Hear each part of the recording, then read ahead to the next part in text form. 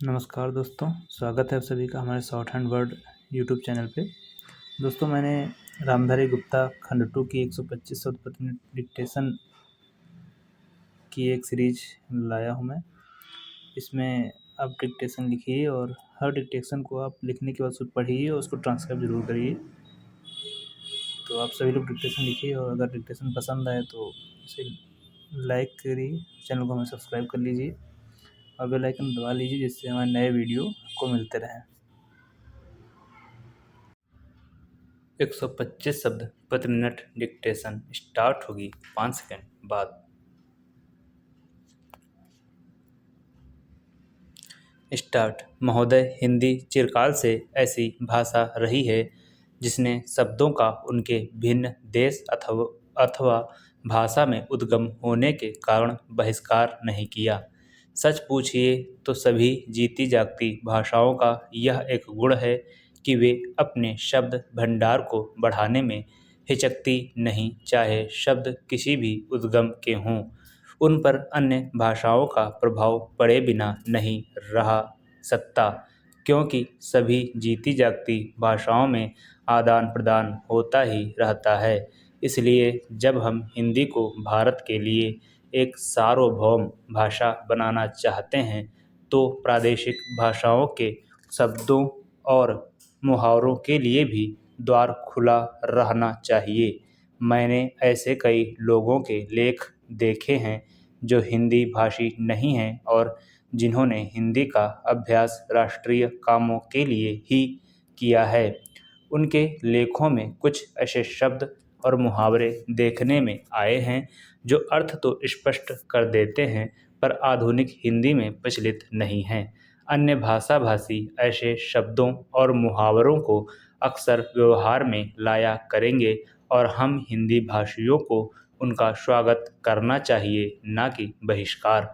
हिंदी सच्चे अर्थ में राष्ट्रभाषा तभी होगी जब भारत के सभी निवासी इसके साथ प्रेम करने लगेंगे और इसकी उन्नति में अपना गौरव मानने लगेंगे।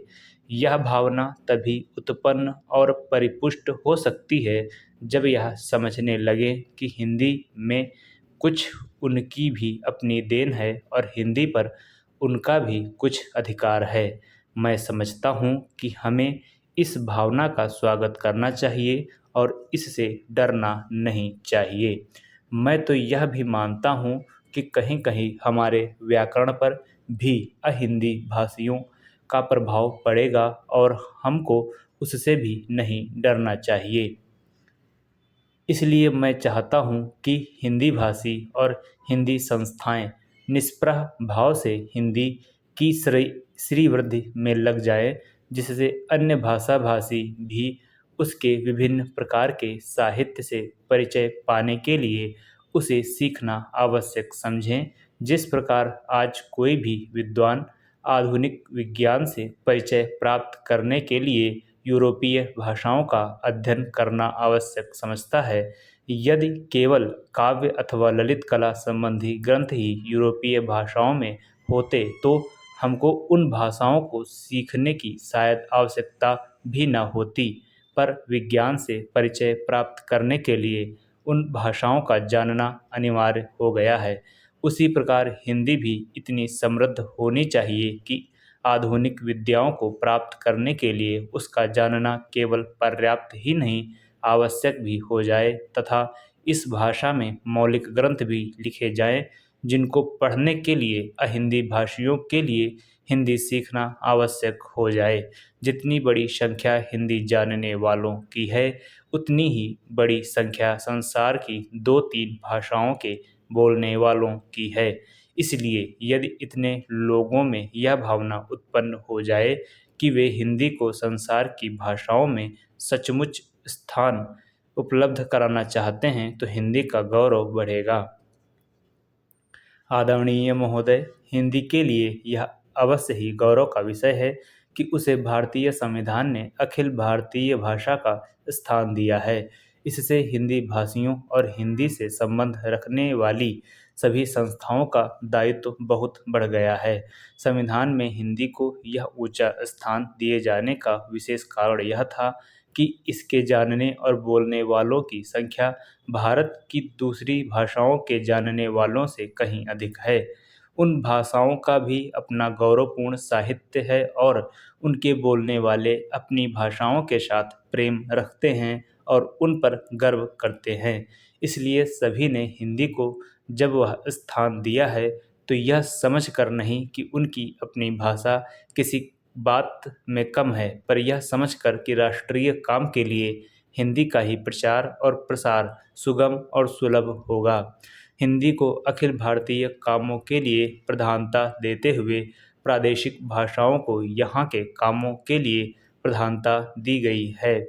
इसलिए यह अनिवार्य है कि जहाँ हिंदी का प्रचार हो वहाँ प्रादेशिक कामों के लिए स्थानीय भाषाओं को भी प्रोत्साहन दिया जाए और वे अपने सीमित क्षेत्र में अपना काम सुचारू रूप से करें। शायद यह कहना भी अनुचित न होगा कि हिंदी भाषी राज्यों में तो हिंदी का वही स्थान होगा जो किसी भी प्रादेशिक भाषा का उसके अपने राज्य में अन्य भाषाभाषी राज्यों में सीमित काम और अखिल भारतीय क्षेत्र में प्रायः सभी काम हिंदी द्वारा किए जाएंगे। हिंदी भाषियों का प्रयत्न यह होना चाहिए कि अहिंदी भाषियों ने जिस सद्भावना से हिंदी को राष्ट्रीय कामों के लिए स्थान दिया है उसी सद्भावना के साथ वे हिंदी के प्रचार में तत्पर हों। हिंदी को किसी भी प्रादेशिक भाषा से होड़ नहीं है। सच पूछिए तो हिंदी भाषियों को अन्य प्रादेशिक भाषाओं का पोषक और समर्थक होना चाहिए। जिस प्रकार अहिंदी भाषी हिंदी के पोषक और समर्थक होना चाहते हैं, हिंदी भाषियों के व्यवहार और आचरण से यदि कहीं भूल से भी यह आभासित हुआ कि हिंदी अन्य सभी भाषाओं से अधिक समृद्ध, अधिक परिपुष्ट साहित्य वाली या प्राचीन तथा नवीन विचारों और भावों को व्यक्त करने में अधिक शक्तिशाली भाषा है और इसलिए इसको अधिकार है कि अखिल भारतीय राष्ट्रीय कामों के लिए यह राष्ट्रभाषा मानी जाए, तो इसका फल यह होगा कि अन्य भाषा भाषी हिंदी के प्रति ईर्ष्या करने लगेंगे और जो संविधान चाहता है वह काम पूरा नहीं हो सकेगा और हिंदी उस स्थान को प्राप्त नहीं कर सकेगी जो संविधान ने उसे देने का निश्चय किया है।